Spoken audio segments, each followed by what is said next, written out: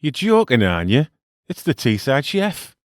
Staffordshire Oatcakes, the pride of the potteries, and a delicacy I came across as a teenager when I was lucky enough to spend a week in Stoke-on-Trent with friends of the family, and while I was popping acne, a lovely local lass I'd met was popping my cherry.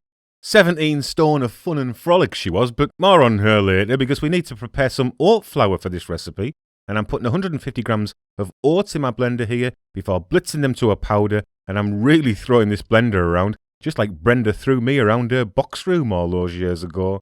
So let's get these newly blitzed oats into a bowl along with 150 grams of all-purpose flour, and a scant 2/3 of a teaspoon of salt is going in now, and be careful with your salt as it is easy to oversalt these, before adding a teaspoon of sugar and a sachet of dried yeast, 7 grams worth.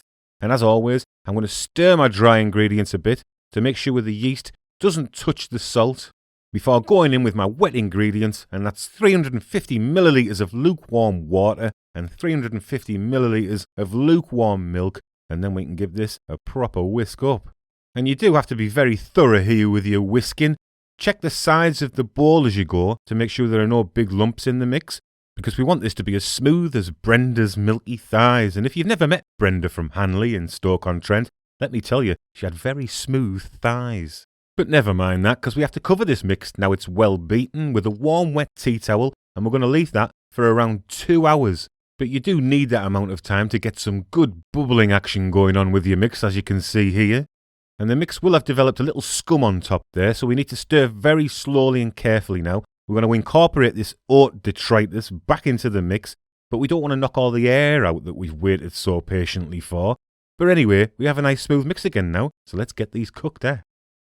And I have a preheated pan on a medium-high heat, not really high, but a bit high. And I'm going to very lightly oil the pan and spread the oil around with a little brush before going in with a ladle full of mix here. And my ladle holds about 125 millilitres, and in my 24cm frying pan, that works smashing to get the right thickness.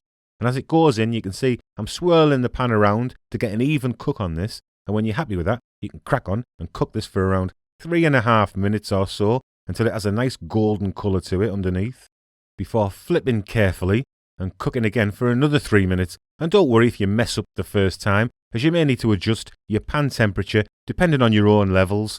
Fortunately, there was no chance of me messing up my first time. In the bedroom, I mean, of course. Good old Brenda showed me the ropes good and proper. I used to meet her every day under a big blue clock, 2 p.m. sharp, after she'd finished her shift at a local greasy spoon. And from there she showed me the moon and the stars every afternoon for a week while Motorhead played on a loop. A fantastic stolen week of passion that ended much, much too soon. Ah, Brenda. I didn't mean to get so distracted there.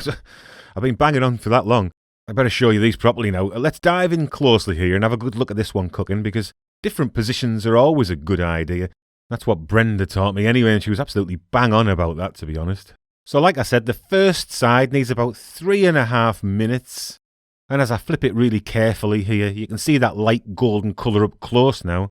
And you can also see the texture there as well. It's almost like a thick version of a crepe. It's not bready in texture at all. It's really soft, but it holds together well when you want to wrap it, for example. It doesn't rip or tear. And the combination with the traditional fillings of bacon and egg and melted cheese is, you have to taste it really to believe it.